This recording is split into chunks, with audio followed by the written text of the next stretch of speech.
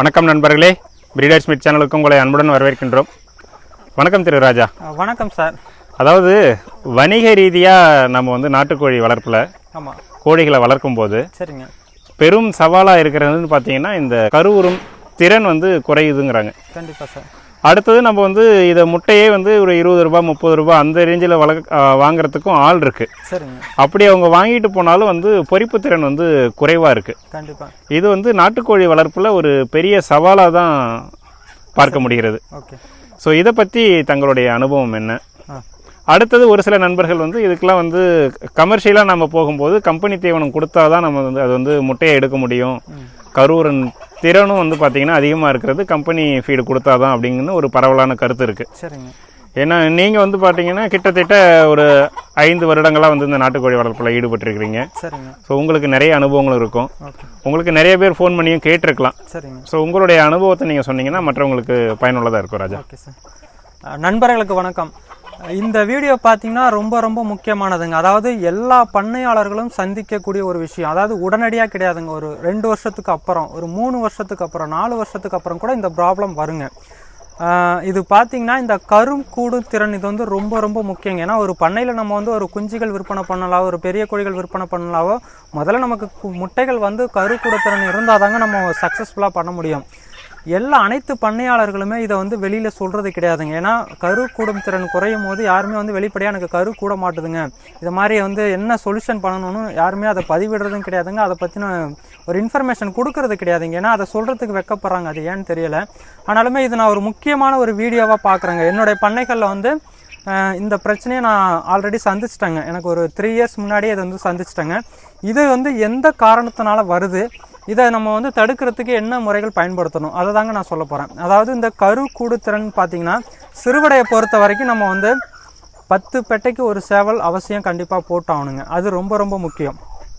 அடுத்தது பார்த்திங்கன்னா 10 பெட்டைக்கு ஒரு சேவல் போட்டாலுமே ஒரு குறைந்தபட்சம் பார்த்திங்கன்னா ஒரு 50 கோழிகள் வச்சுருக்கோம், ஒரு 5 சேவல் வச்சுருக்கோன்னா கூட ஒரு சேவல் 2 சேவல் வச்சுக்கிறதுல ஒன்றும் தப்பு இல்லைங்க. அந்த மாதிரி நம்ம வச்சுக்கலாம். கூட ஒரு சேவல் 2 சேவல் நம்ம வச்சுக்கினீங்கன்னா திடீர்னு ஒரு பண்ணைகளில் ஒரு சேவல் இறந்து போச்சுன்னா புதுசாக நம்ம ஒரு சேவலை போட முடியாதுங்க. அதுக்காக கூடுதலாக ஒரு சேவல் 2 சேவல் அவசியம் வச்சுக்கிறது ரொம்ப ரொம்ப நல்லதுங்க.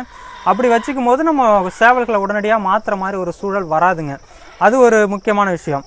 அடுத்தது பார்த்திங்கன்னா இந்த கரு கூடாமல் போகிறதுக்கு என்ன காரணமாக இருக்கும் அப்படின்னு பார்த்திங்கன்னா சில காரணங்கள். அதாவது பார்த்திங்கன்னா மெயினாக வந்து சேவலில் பார்த்திங்கன்னா வந்து வயதான சேவல்கள் கண்டிப்பாக இருக்கக்கூடாதுங்க. அதிகபட்சமாக 3 வருஷத்துக்கு மேலே ஒரு சேவல் வந்து வச்சுக்க கூடாதுங்க. அது நம்ம மெயினாக ஃபஸ்ட்டு விஷயமாக பார்க்குறோங்க. அடுத்தது பார்த்திங்கன்னா கோழிகளையுமே பார்த்திங்கன்னா அதிகபட்சமாக ஒரு 2.5 வருஷத்துக்கு 3 வருஷத்துக்கு அப்புறம் அதையுமே வச்சுக்க கூடாதுங்க. அதாவது வயதாக அதை முட்டையிடும் திறன் கண்டிப்பாக குறையுதுங்க. அதாவது நான் சொல்கிறது எல்லாமே பார்த்திங்கன்னா பண்ணை முறை வளர்ப்பில் மட்டும்தாங்க. வீடுகளில் பார்த்திங்கன்னா எல்லாமே சாத்தியம்தாங்க. ஆனால் பண்ணை முறைக்கு வரும்போது எல்லாமே அப்படியே ஆப்போசிட்டாக இருக்கும்போது நம்ம சொல்கிற சில விஷயங்களை ஃபாலோ பண்ணால் தாங்க முடியும். வயதான சேவல்கள் கோழிகளும் நம்ம பண்ணைகளில் அதிகமாக இருக்கக்கூடாதுங்க. அது ரொம்ப ரொம்ப முக்கியம். அடுத்தது பார்த்திங்கன்னா கோழிகளுக்கு கொழுப்பு ஏறி இருக்கா அப்படின்னு நம்ம முதல்ல கண்டிப்பாக செக் பண்ணி ஆகணுங்க. அதாவது கோழிக்கு கொழுப்பு ஏறி இருந்தாலும் சேவல்களோட விந்தணுக்கள் அதுக்குள்ளே போகாதால கரு கூடுத்திறன் பாதிக்கப்படுதுங்க. அடுத்தது பார்த்திங்கன்னா சேவல்களுக்கு கொழுப்பு ஏறி இருந்தாலும் அந்த கருங்கூடுத்திறன் கண்டிப்பாக பாதிக்கப்படுதுங்க. ஏன்னா வந்து சேவல்களுமே அந்த விந்தணுக்களை கோழிகளுக்கு செலுத்த முடியாமல் தடுமாறதை பார்க்க முடியுதுங்க. இது வந்து எல்லா பண்ணையாளர்களும் ரொம்ப ரொம்ப டீப்பாக யோசிக்க வேண்டிய விஷயம். கொழுப்பு ஏறி இருக்க கோழிகளை உடனடியாக விற்கிறதுக்கு பாருங்கள். இல்லைனா நீங்கள் கொழுப்பே ஏறக்கூடாதுன்னா வாரத்தில் ஒரு முறையாவது கண்டிப்பாக வந்து ஒரு நாள் ஃபுல்லாகவே நெல் மட்டுமே தீவனமாக கொடுக்கணுங்க. அந்த மாதிரி ஆரம்பத்திலேருந்து நம்ம நெல்லை வந்து ஒரு வேளை தீவனமாக கொடுக்கும்போது இந்த கொழுப்பு ஏறும் திறன் வந்து கண்டிப்பாக குறையுதுங்க.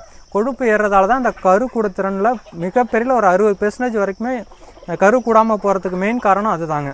அடுத்தது பார்த்துக்கிட்டிங்கன்னா அடக்கோழிகள் நம்ம வந்து கமர்ஷியலாக வரும்போது பார்த்திங்கன்னா இங்குபேட்டர் தான் அதிகமாக பயன்படுத்திட்டு வரோம். அப்போ வந்து என்ன ஆகுதுன்னா வந்து கோழிகள் வந்து அடையில் படுத்துட்டு திடீர்னு அடை கலையுது. சேவல்கள் விரட்டும் போது திடீர்னு அடை கலைஞ்சு மறுபடியும் முட்டையிட ஆரம்பிக்குது. அப்படி இடும்போது என்ன ஆகுது அப்படின்னு பார்த்தீங்கன்னா வந்து உடனடியாக ஒரு கோழி வந்து முட்டையிட்டுட்டு மறுபடியும் அடைப்படுத்திட்டு அடுத்த ஒரு 20 நாளில் மறுபடியும் முட்டையிடுதுன்னா கண்டிப்பாக அந்த முட்டையில் வந்து கருங்கூடுத்திறன் ரொம்ப ரொம்ப குறைவாக இருக்குங்க. அப்போ என்ன பண்ணணும்னா வந்து அந்த கோழிக்கு கண்டிப்பாக ஒரு 1.5 மாதத்துலேருந்து 2 மாதங்கள் வரைக்கும் அதிகபட்சமாக கூட நம்ம ரெஸ்ட்டு கொடுத்தா மட்டும்தாங்க அந்த பிரச்சனையை சரி பண்ண முடியும். அடுத்தது பார்த்துக்கிட்டிங்கன்னா இந்த அடையிலிருந்து வர்ற கோழிகளுக்கு சத்தான உணவு கொடுக்கணுங்க. இந்த சத்தான உணவில் மட்டும்தாங்க நம்ம இந்த கருக்கூட திறனை வந்து அதிகரிக்கவே முடியும். இதை வந்து ஆரம்பத்தில் இந்த பிரச்சனை யாருக்குமே தெரிய மாட்டேங்குது. எல்லாருமே சேவலை மாற்றுறோம், அடுத்தது பார்த்தீங்கன்னா கோழிகளை மாத்திரமே தவிர முட்டையிடும் திறன் நல்லா இருக்குங்க, ஆனால் கரு கூட மாட்டுது. இந்த கம்ப்ளைண்ட் எல்லாருமே சந்திச்சுட்டு வர ஒரு பிரச்சனையாக தான் நான் பார்த்துட்ருக்கேன்.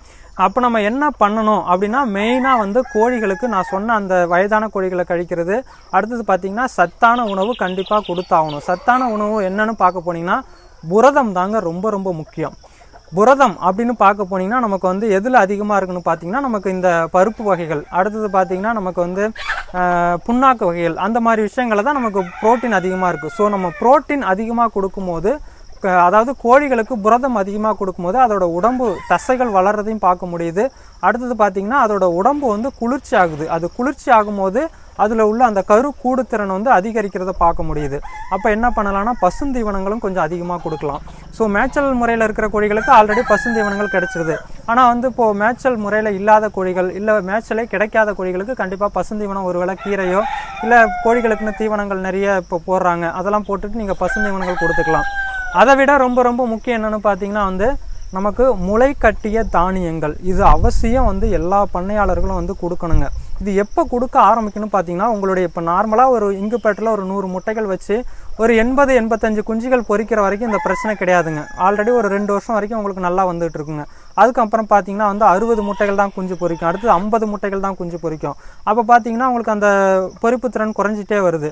அப்போ என்ன காரணம்னு பார்த்தீங்கன்னா மெயினாக சத்து குறைபாடு மட்டும்தாங்க. நீங்கள் எதை பற்றி யோசிக்க வேணாங்க. சீசனுக்கு ஏற்ற மாதிரி பொரிப்பு திறன் கூடும் குறையும் அதெல்லாம் அடுத்த விஷயங்க. நமக்கு நார்மலாக பேசிக்காக வந்து ஒரு பண்ணையில் நல்லா முட்டை கரு கூடி வந்துட்டு இருக்கு, திடீர்னு அது கரு கூடலை அப்படின்னா மெயின் காரணம் வந்து இந்த சத்து குறைபாடு மட்டும்தாங்க. அப்போ என்ன பண்ணலான்னு பார்த்தீங்கன்னா, முளை கட்டிய தானியங்கள்னு பார்க்க போனீங்கன்னா நமக்கு வந்து மெயினாக ப்ரோட்டீன் அதிகமாக இருக்கிறது பார்த்தீங்கன்னா கொண்டக்கடலை, கருப்பு கொண்டக்கடலை. அடுத்தது பார்த்தீங்கன்னா பச்சை பயிர்னு சொல்லக்கூடிய அந்த நம்ம ஒவ்வொரு கிராமங்களுக்கும் அதுக்கு நிறைய பேர் சொல்கிறாங்க, எங்கள் ஊரில் அதை பச்சை பயிர்னு சொல்லுவாங்க. இந்த ரெண்டையும் பார்த்தீங்கன்னா இன்னைக்கு நைட்டு நான் ஊற வச்சிட்டேன்னா மறுநாள் காலையில் அதை வந்து எடுத்து ஒரு காட்டன் துணியில் கட்டி வச்சுருவாங்க. அதில் பார்த்தீங்கன்னா அடுத்தது அதுக்கு மறுநாள் வந்து 3ஆவது நாள் வந்து முளைப்பு வருதுங்க. முளைப்பு வந்ததுக்கப்புறம் அதை வந்து உடச்சி, அதாவது மிக்ஸில் விட்டோ இல்லை எப்படியோ அதை உடச்சி நார்மலாக கோழிகளுக்கு வச்சிங்கன்னா அது எடுக்கிறது இல்லைங்க, தீவனம் எடுக்கிறது இல்லை. ஆனாலுமே நீங்கள் போடுற தீவனத்தை கூட அதை மிக்ஸ் பண்ணிவிட்டு, அதாவது இது 3 பங்கு கொண்டக்கடலையே ஏதோ கொடுக்குறீங்கன்னா 1 பங்கு நம்ம தீவனம், ரெண்டையும் மிக்ஸ் பண்ணி போடும்போது ஒரு கண்டினியூஸாக ஒரு வாரத்துக்கு போடும்போது பார்த்தீங்கன்னா ஆட்டோமேட்டிக்காக அதை எடுக்கிற பழக்கத்துக்கு வந்துடுதுங்க. அதுக்கப்புறம் இந்த கொண்டக்கடலை, பச்சைப்பயிறு இது எல்லாமே விலை ஜாஸ்திங்க. உங்களுக்கு 80 ரூபாயிலேருந்து 120 ரூபா வரைக்கும் இன்றைக்கி கிலோ வந்துருச்சுங்க. ஆனாலும் இதை எப்படி நம்ம சரி பண்ணுறது அப்படின்னு பார்த்துக்கிட்டிங்கன்னா, நீங்கள் அதிகமாக வேணாங்க. ஒரு 100 கோழிகள் இருக்குன்னா நமக்கு வந்து பார்த்திங்கன்னா ஒரு 2.5 கிலோ 3 கிலோ வரைக்கும் தாங்க ஆகும். அப்படி பார்க்கும்போது நமக்கு ஒரு அதிகபட்சமாக ஒரு 200-300 ரூபா வரைக்கும் தான் நம்ம செலவு பண்ண போகிறோம். அப்போ பார்த்திங்கன்னா வந்து வாரத்தில் 1 நாள் 2 நாள் கண்டிப்பாக வந்து எல்லா கோழிகளுக்கும் பொதுவாக கொடுத்துருங்க. அப்படி கொடுக்கும்போது மாதத்துலேயே உங்களுக்கு பார்த்தீங்கன்னா 100 கோழியாக இருந்தாலும் பெரிய செலவு உங்களுக்கு இருக்காதுங்க. ஆனால் உங்களுக்கு ஒரு தடவை அந்த ப்ரோட்டீன் அதிகமாக சாப்பிடும்போது ஒரு 4-5 நாளைக்கு கரு கூடுத்திறன் ரொம்ப சிறப்பாக இருக்கிறத பார்க்க முடியுதுங்க.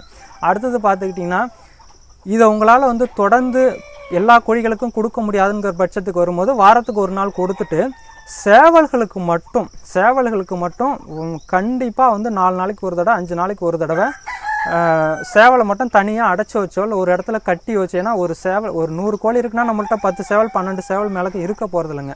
சேவல்களுக்கு இந்த வீரியம் அதிகமாகணும்னா புரோட்டீன் கண்டென்ட் அதிகமாக இருக்கணும். அதாவது முளை கட்டிய பயிரில் மட்டும்தான் இது அதிகமாக இருக்குங்க.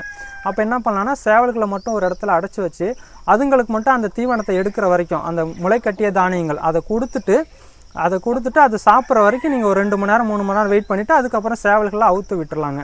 ஸோ இந்த முறையை பயன்படுத்தினா மட்டும்தாங்க, அதாவது ஆரம்பத்தில் பார்த்தீங்கன்னா நல்ல பொரிப்புத்திறன் வந்துட்டு இருக்கோம், போக போக குறையும். ஸோ இதை சரி பண்ணணும்னா நம்ம ஆரம்பத்துலேருந்து இந்த புரதம் அதிகமான இந்த முளை கட்டிய தானியங்கள் கொடுத்தா மட்டும்தாங்க இந்த விஷயத்தை நம்மளால் சக்ஸஸ்ஃபுல்லாக கொண்டு வர முடியும். ஏன்னா இன்றைக்கி 100 முட்டைகள் வச்சு எனக்கு 60 குஞ்சுகள் தான் கிடைக்குதுன்னா கிட்டத்தட்ட ஒரு 40 முட்டைகள் வேஸ்ட் ஆகுது.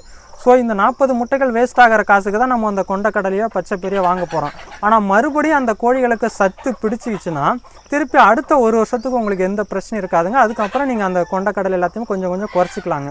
ஸோ ஆனால் ஆரம்பத்திலேருந்தே நீங்கள் இந்த கொண்டக்கடலை பச்சை பயிர் இதெல்லாமே முளைக்கட்டி வாரத்துக்கு 1 முறையோ 2 முறையோ கொடுத்துட்டு வந்தீங்கன்னா இந்த பிரச்சனை உங்களுக்கு எப்போதுமே இருக்காதுங்க. வயதான கோழிகளுக்கு கூட இது ரொம்ப ரொம்ப சிறப்பாக இருக்குங்க. அதாவது சில பேர் இந்த லைனேஜ் எடுக்கிறதுன்னு சொல்லுவாங்க. எனக்கு இந்த கோழி இந்த சேவல்லேருந்து குஞ்சுகள் எனக்கு கிடைச்சே ஆகணும், ஆனால் அந்த சேவலில் வந்து வீரியம் கிடையாதுன்னா நீங்கள் இந்த முளைக்கட்டிய தானியங்கள் வந்து ரெகுலராக கொடுத்துட்டு வரும்போது அதுங்களுக்கு கண்டிப்பாக விந்தணுக்கள் அதிகமான எண்ணிக்கையில் உற்பத்தி ஆகிறத பார்க்க முடியுதுங்க. அந்த கோழிகளுமே ரொம்ப கோழிகளுமே சிறப்பாக அந்த வர்ற முட்டையோட எண்ணிக்கை அதிகமாகுதுங்க. இது இன்னொரு ஒரு அழகான விஷயம் என்னென்னா, நம்ம புரோட்டீன் கண்டென்ட் அதிகமாக கொடுக்கும்போது முட்டைகள் எண்ணிக்கை அதிகமாகிறதையும் பார்க்க முடியுது, அந்த முட்டைகள் கரு கூடுறதையும் பார்க்க முடியுதுங்க. இது நான் ரொம்ப ரொம்ப ஆச்சரியப்பட்ட ஒரு விஷயமாக தான் பார்க்குறேன். ஒரு விஷயம், பொதுவான ஒரு விஷயம்னு பார்த்தீங்கன்னா, ஒரு கோழிக்கு வந்து கருக்கள் நம்ம கோழியை வந்து நம்ம வீட்டில் அடித்து சாப்பிடும்போது பார்த்தீங்கன்னா அந்த உள்ளே வந்து முட்டைகள் சின்ன சின்ன முட்டைகள் நிறைய உருவாகிறத நம்ம பார்த்துருக்கோம். ஸோ நார்மலாக பார்த்தீங்கன்னா ஒரு 28-30 முட்டைகள் வரைக்கும் உருவாயிருக்குங்க. ஆனால் நம்ம சிறுவடை கோழிகளில் நார்மலாக வீடுகளில் பார்த்தீங்கன்னா 15லேருந்து 18 முட்டைகள் வரைக்கும் எடுக்கிறாங்க. ஆனால் இப்போ நம்ம பண்ணை முறைக்கு வரும்போது பார்த்தீங்கன்னா அதிகபட்சமாக 10லேருந்து 12-13 முட்டைகளுக்கு மேலே எடுக்க முடியறதில்லைங்க ஒரு கோழியில். ஆனால் 28-30 முட்டைகளுக்கு வந்து கரு உருவாகுது. ஆனால் நமக்கு கிடைக்கிற முட்டைகள் பார்த்தீங்கன்னா ரொம்ப ரொம்ப குறைவாக இருக்குது. அதுக்கு என்ன காரணம்னா சத்து குறைபாடு மட்டும்தாங்க கமர்ஷியலாக போகும்போது. ஸோ இந்த சத்து குறைபாடுங்கிறது நமக்கு அதுக்கு சத்தான ஃபுட் இந்த மாதிரி முளைக்கட்டிய தானியங்கள் கொடுக்கும்போது என்ன ஆகுதுன்னா, அந்த 28 முட்டையில் நம்மளால் கண்டிப்பாக ஒரு 17 முட்டையிலேருந்து 20 முட்டைகள் வரைக்கும் நம்மளால் நல்ல தீவனம் கொடுத்தா எடுக்க முடியுங்கிறது தாங்க நான் இப்போ சொல்ல வர ஒரு கருத்து. கண்டிப்பாக உங்களால் வந்து அதில் எத்தனை முட்டைகள் கரு உருவாயிருக்கோ அது மொத்தத்தையும் எடுக்க முடியலனாலும் ஓரளவு 15 முட்டைகளுக்கு மேலே நம்மளால் எடுக்க முடியும்னா அதுக்கு இந்த முளைக்கட்டிய தானியங்கள்ங்கிறது கண்டிப்பாக நம்ம கொடுக்கப்பட வேண்டிய ஒரு விஷயமா நான் பார்க்குறேங்க. இதை நீங்கள் ஃபாலோ பண்ணிவிட்டு எனக்கு கண்டிப்பாக இந்த விஷயத்த சொல்லுங்கள். இது எந்த அளவு உங்களுக்கு பயனுள்ளதாக இருக்கணும் அதை ஒரு பதிவிடுங்க. ஏன்னா இது நிறைய நண்பர்கள் குழப்பத்தில் பண்ணை அமைச்சு கொஞ்ச நாளுக்கு அப்புறம் வர பிரச்சனையாக தான் இது இருக்குது. ஆரம்பத்தில் வர பிரச்சனைகள் கிடையாதுங்க. இது ஒரு பண்ணை வச்சு ஒரு 2 வருஷம் 3 வருஷத்துக்கு அப்புறம் வர பிரச்சனையாக தான் நான் பார்க்குறேன். ஸோ முடிஞ்ச அளவு இதை வந்து இந்த விஷயத்தை நிறைய பேருக்கு ஷேர் பண்ணி அந்த ஒரு புரிதலை கொண்டு வரேங்க. ரொம்ப நன்றி. கண்டிப்பாக. அதாவது நாட்டுக்கோழி வளர்ப்பில் முட்டையிடுறதுல எந்த பிரச்சனையும் இல்லைன்னு சொல்லிட்டு முட்டையை வித்துடுறோம். ஆனால் அதை வாங்கிட்டு போயிட்டு ஹேச்சிங் பண்ணும்போது நம்ம பண்ணையோடைய பெயரும் கெட்டு போகுது. சரிங்க. அடுத்தது வந்து பார்த்திங்கன்னா இந்த தாய்க்கோழிகளுடைய தேர்வு முறையும் அவசியம். கண்டிப்பாக. அதற்கு அடுத்தது வந்து நீங்கள் சொன்ன மாதிரி இந்த தீவன மேலாண்மையை நம்ம வந்து சரியானபடி கையாண்டா நிச்சயமாக நம்ம வந்து ஒரு நல்ல வருமானம் இதில் ஈட்ட முடியும்னு நம்புகிறோம் ராஜா. சரிங்க சார். நன்றி ராஜா. நன்றி சார்.